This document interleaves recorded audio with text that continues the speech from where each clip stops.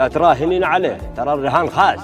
أنا رشة بنت الشيخ صقر اللي ما تخسر رهانها أبد يا حال. لا تراهن وانت كاسب للرهان، للرهان كاسبه في رقه لين الوزن، لين الوزن